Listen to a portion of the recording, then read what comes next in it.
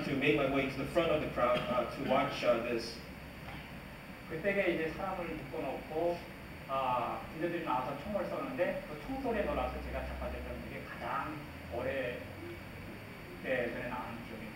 And what I remember, what is most memorable, the most memorable memory I have is watching the prisoner being tied up, and when the prison guards shot him, at the sound of the gunfire, I remember falling backwards in surprise and shock. That is what I remember the most, the earliest memory that I have. 제가 살던 정치범정에서는 1년에 2번씩 떡밥 공기 처음이 있었어요. In the prison camp where I lived, there were 2 public executions once a year, every year. 3월달하고 11월달이 in March and in November. 한 명 총살할 때도 있고 3명 총살할 때도 있고. There were times when they would execute 1 prisoner, or sometimes as many as 3 prisoners. 특별한 일이 없는 한 모든 대수들이 다 나와서 가야 돼요. And unless there was anything special going on, every prisoner, inmate had to come out and watch the execution happen. 그렇게 하는 이유는 시험소에서 너희들이 죽을 때까지 살아야 되는 놈들이 절대로 반항하거나 절대로 흉수하고 틀린 일을 절대로 하지 마라. 만약 그랬을 경우에 너희들도 이렇게 가차없이 총으로 쏴주겠다 하는 걸 보여주기 위한 거죠. And the reason was, it was a message to the inmates that all of you are inmates who are supposed to stay and live in the prison camp and die of old age. And for you to rebel or to attempt to escape or to break any rules, this is what will happen to you if you break the rules. And that was the message that the prison guard was trying to show to all the inmates. 캠프 14 책에도 제가 제 엄마하고 형님 경계처럼 당하는 것을 자세하게 적어서 그 책을 안에 내용들이 있습니다. And in the book Escape from Camp 14, it's laid out in a very detailed manner how I was forced to watch the public execution of my own mother and brother. 또 그 내용 안에는 제가 엄마하고 형이 경계처럼 당하는 모습을 보면서도 눈물 한 방울 흘리지 않았다는 걸 여러분이 다 보실 수 있고. And you will read also that as I watched my mother and brother being executed, that I did not shed a single tear as I saw that happen. 여러분들이 그 내용을 봤을 때 굉장히 충격적이었었고 굉장히 믿을 수가 없었을 거예요. I believe that for those of you that read the book, when you came to that part, I believe all of you that read the book must have been very shocked and found it very hard to believe to read that. 하지만 그때의 내 상황은 눈물을 흘리지 않는 게 당연했던 거예요. However, for me, to not shed any tears, to not cry, was normal and was the acceptable thing to do. 제가 좀 전에 여러분들한테 말씀드렸잖아요. I just mentioned to you just before. 수용소안에서 살 때에 남은 가족이라는 개념을 몰랐다. Because in the prison camp, I just said that there was no concept of family or family members. 그냥 아버지, 엄마, 형, 그냥 수용소안에서 사는 똑같은 죄수였던 거예요. Because mother and father, my brother, they were just inmates, just like me, in the prison camp. 한 가지 더 충격적인 사실이 있죠. And there is one other shocking thing that I would like to talk about. 엄마하고 형이 탈출을 시도하는 것을 제가 고발하겠다. And the fact is, and that is that when I overheard my mother and brother talking about escape, I reported that to the prison authorities. 수용소 안에서 엄마가 나를 감시해야 되고 내가 엄마를 감시해야 돼. 가족이 서로를 감시해서 조금이라도 이상한 행동을 했을 때 가서 간사한테 신고를 해야 되는 게 이 수용소의 지식. And the system in the prison camp is a system where a mother has to monitor and watch the son, and the son has to monitor and watch the mother. And this is a situation where the inmates have to keep an eye out on one another, and if they catch or find anything where the other inmates, even if it's a family member, would break the rules or would attempt to break the rules, that must be reported to the proper camp authorities. 만약 가족 중에 누가 잘못을 했는데 그 가족 중에 누가 신고를 하지 않았을 경우에 온 가족이 다 처벌을 받게 되는 거예요. If, for example, a family member broke a camp rule and that family member was not reported by the other family member, then the whole entire family would be punished and executed. 그뿐만이 아니죠. 이 생명에는. And that's not it. There's more in the book if you read the book. 뭐 제가 14살 때 그때는 그것 때문에 잡혀 들어가가지고 뭐 불법문도 당했고 뭐 이렇게 매를 맞았고 그런 얘기들이 많이 나와 있습니다. And you also read when that happened with my mother and brother that I was arrested and hauled away to a torture chamber where I was tortured over a burning fire and other stories you can find in the book. 하지만 여러분들이 그렇게 상상이 안 되고 정말로 믿기지 않는 그런 사실을 저는 이 자리에서 사실이라고 말할 수밖에 없습니다. However, what you find unbelievable and fantastical to believe, I stand before you and tell you that to me, it is truth and it is what happened to me. 제가 그렇게 말할 수 있는 것입니다. 그때 14살 때 당했던 범인의 붉은 흔적, 채찍에 맞았던 흔적, 적세에 매달렸던 흔적, 그대로 하나하나가 그대로 다 남아있게 됩니다. And the reason for me saying that is that the evidence of the torture that I went through, where I was hung upside down and burned over a burning fire, where metal hook was pierced in my body, and all the other effects of the torture that I went through, they are the scars from that are the scars that I still bear on my body right now. 그런데 제가 여러분들한테 말씀드릴 때 여러분들이 이 책명을 봤을 때 굉장히 정말 끔찍하고 상상이 안 되고 되게 최악의 그런 상황을 여러분들은 알게 되잖아요, 이 책명에서. But when you read the book, you come to realize and you come to know about the reality of what is going on in North Korea, the horrific situation in the prison camp in North Korea. 제가 여러분들한테 말씀드릴 수 있는 얘기는 책 내용에 소개된 여러분들이 끔찍하게 생각되는 그 책 내용의 스토리들이 저한테는 그냥 다른 사람들, 시험서 살고 있는 다른 사람들에 비하면 아무것도 아닌 스토리입니다. Well, what I want to say is that what is contained in the book about what I went through, when it compared to the other inmates that are still in the prison camp, it is literally nothing. There's no comparison to the suffering that they're going through. 그 안에서 고통당하고 있는 사람들, 끔찍하게 고통당하고 있는 사람들에 비해서 제가 말한 상처는 아무것도 아닙니다. And the suffering that they went through, when I look at my own suffering, it's really nothing. There's no comparison at all. 책 내용에 제가 처벌 때문에 처벌로 손가락 한마디를 잘렸다는 것에 대해서 여러분은 굉장히 충격받아 합니다. And I believe, for those of you that read the book, when you came to the part where one of my finger was cut off as punishment, many of you probably were very shocked to read that. 하지만 정말로 간수의 기분대로 했었다고 하게 되면 저는 팔이나 다리가 잘렸을 수도 있었고 아니면 그대로 죽었을 수도 있는 상황이었던 거예요. However, because the punishment was really up to the prison guard, I could have had my arm or leg cut off, or I could have been killed at that time instead of just having my finger cut off. 저는 오히려 지금 이 자리에 서서 여러분들하고 말씀드릴 수 있었던 거는 오히려 손가락 하나 잘려가지고 살아난 게 저한테 너무나도 감사하고 다행스러운 일이라고 말씀드리고 싶어요. And what I want to say before all of you here tonight is that when I look back, I'm grateful actually and thankful that I was able to only just be punished with my finger getting cut off and not getting any worse punishment at that time. 제가 14살 때 감옥 안에서 불에 고문당하고 채찍에 맞으면서도 죽지 않고 살아서 이 자리에 서 있는 게 너무나도 다행이고 감사하게 생각하고 있습니다. And I also want to say that when I was 14 and I went through all the torture that I went through, the fire torture and the beatings I went through, I'm so grateful and thankful that I was able to survive that mistreatment and be able to stand here before you tonight.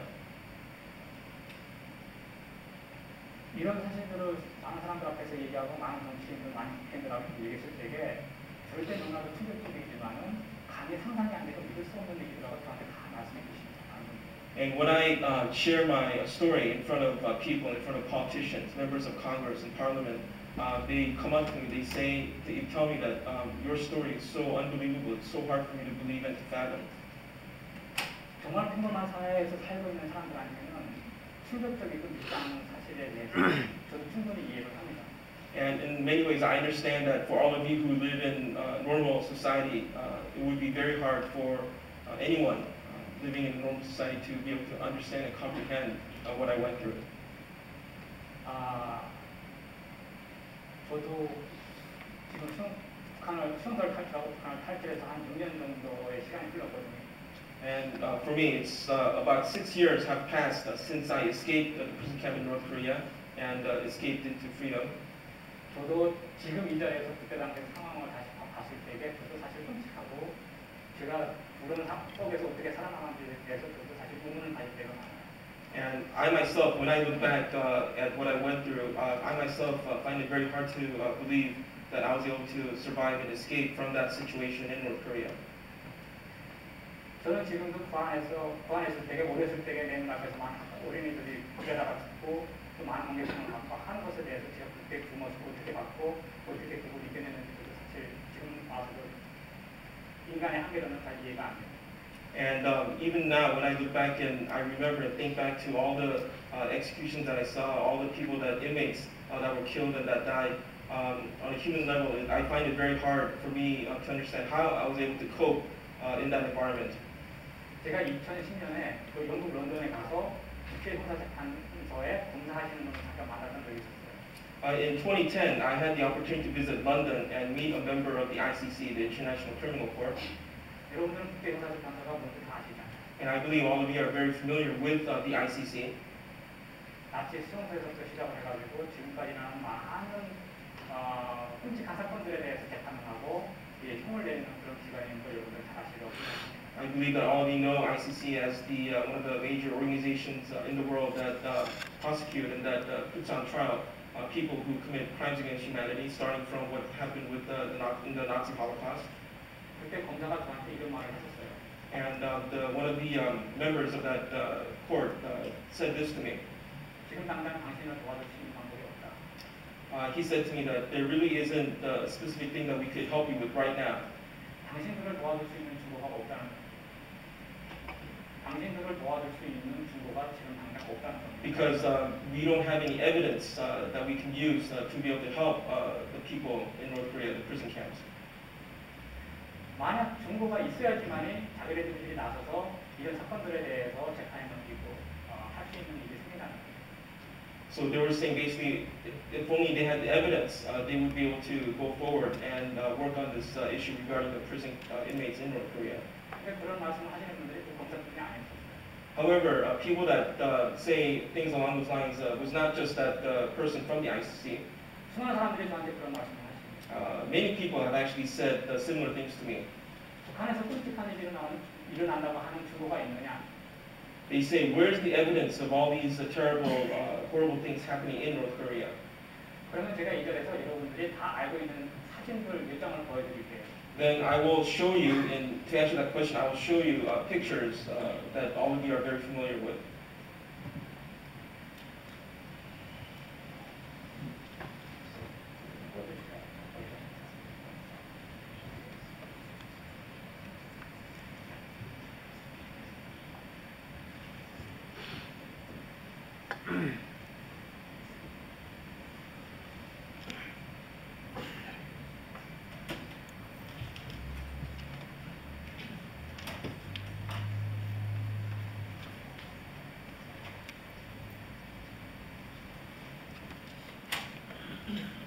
여러분들 이 사진 무슨 사진인지 다 아시죠? And all of you know what this picture is about. 아신 분들도 계실 겁니다. And I believe there are many people that have actually seen this particular picture before. 나치 수용소의 게스트입니다. And this is a picture of inmates in the Nazi concentration camps. 아마 저들은 죽었겠죠. 나치 수용소에서. Perhaps the people in this picture all perished, have all perished in the prison, in the concentration camp. 바로 지금 우리가 이 자리에 앉아서 60년 전에 일어났던 끔찍한 역사라고 생각하고 있는 그 사진입니다. And this is a picture of what happened 60 years ago, horrible history of what happened 60 years ago. 나치 수용소 수많은 사람들이 죽은 모습입니다. And that is a picture of the countless dead bodies of the inmates in the Nazi concentration camps. 이런 증거를 가지고 국제사회에서는 그 전범자들을 처벌을 했습니다. And with evidence such as this, the international community punished and put on trial the perpetrators of this crime against humanity. 제가 좀 전에 말씀드렸던 증거들인 거예요. 이게. And so this is the evidence that I mentioned just right now. 다른 사진 보도록 하죠. And I'll show you another picture. 40년 전에, 60년 전에, 40년 전에 캄보디아 킬링필드에서 일어났던 수많은 끔찍한 학살 사건의 죄수들의 사진입니다. And this is 40 years ago, not 60 years ago, but 40 years ago. This is the pictures of inmates from Cambodia's killing field. 우리도 40년 전에 캄보디아 킬링필드에서 일어났던 끔찍한 사건을 보고 지나간 역사라고 생각을 하고 있었습니다. And all of us, we look at what happened 40 years ago in Cambodia and the killing fields, and we consider it something that happened in past history, in the past. 지금도 우리는 이 자리에서 40년 전에 일어났던 끔찍한 사건을 역사라고 생각하고 있어요. And we look at it as a history that has already happened. 다시는 저런 끔찍한 일이 안 일어나겠지 하는 착각을 우리는 하고 있다는 겁니다. And we are making the mistake of saying that never again should something like this happen, but we are making a mistake when we say that. 60년 전에 나치 수용소에서 무려 600만 명이라고 하는 사람들이 죽임을 당했죠. And during the Nazi Holocaust, 6 million Jewish victims died in the Holocaust. 캄보디아 킬링필드에서 200만 명이 죽었을 때 저 6월 드립니다. And in the Cambodian killing fields, when 2 million people died, that's the skulls of the victims of the killing fields. 그게 그들이 학살당했다는 증거죠. And that is the evidence that the Cambodian victims were murdered in the killing fields. 20년 전에 일어났던 코소보의 모습입니다. And this is what happened 20 years ago in Kosovo. 코소보에서 수많은 사람들이 죽임을 당했어요. And in that conflict, countless people suffered and died in that conflict as well. 그렇게 20년 전에 일어났던 끔찍한 사건을 우리는 역사라고 생각을 하고 있어요. 다시는 그런 일이 또 일어나지 않겠지 하고 착각을 하고 있는 거죠. And even what happened 20 years ago, we look at it and say it's part of history, and never again, we will not let something like this happen again. We make that mistake again with what happened just 20 years ago. 제가 여러분들한테 질문을 받기 전에 꼭 하고 싶은 얘기가 있어요. And before I start receiving questions from all of you, there is one more thing that I'd like to share with all of you. 만약 북한에도 저런 증거가 있다고 하게 되면 저는 이 자리에 서서 여러분들한테 말씀드릴 필요가 없다는 겁니다. And that is that if we have evidence such as the pictures that I've shown you from North Korea, then I wouldn't be standing here before you and talking before you. 전 세계의 많은 사람들이 저런 사진들을 보고 굉장히 슬퍼했었고 굉장히 많은 눈물을 흘렸었죠. Many people throughout the world, when they saw these pictures, they became sad and they wept when they saw these pictures. 제가 하고 있는 인권 활동은 죽은 사람들을 위해서 눈물을 흘리고 하고 있는 인권 활동이 아니라 죽어가는 사람들을 살리기 위해서 하고 있는 인권 활동입니다.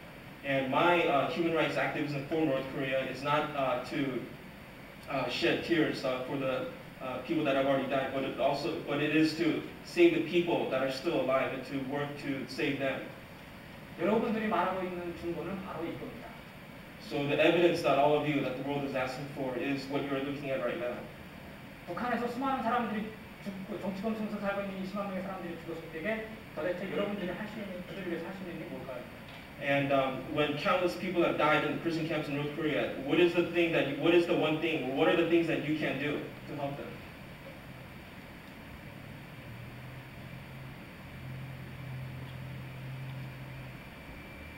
제가 하고 싶어 하는 인권 활동은 북한에서 저런 끔찍한 증거가 나오기 전에 저들을 살리고 싶은 게 제 마음입니다. And my heart, my desire, what I want to do for North Korean human rights activism is to make sure that something like that will not happen in North Korea. 40년 전에 저런 끔찍한 증거들을 우리 보기 전에 우리 힘을 합쳐서 저들을 살리고 하는 게 제 마음입니다. And just like we saw 40 years ago, what happened in the killing fields, before that happens in North Korea, that we will all come together and prevent something horrible, similar happening in North Korea. 제가 이 자리에서 여러분들한테 제 마음을 알려주고 싶어요. And I want to share with all of you my heart here tonight. 저런 끔찍한 사진을 가지고 독재자, 범죄자를 한두 명 처벌한다고 해서 아무 소용이 없습니다. It's using these horrible pictures. It's practically useless or pointless to use these pictures to point out the atrocities committed by the dictators. 죽은 사람들은 살아오지 않으니까. It's because the people that have already died will not come back again. 북한의 저렇게 끔찍한 증거들을 우리 눈앞에 봤을 때 우리는 다시 한 번 더 눈물을 흘려야 되고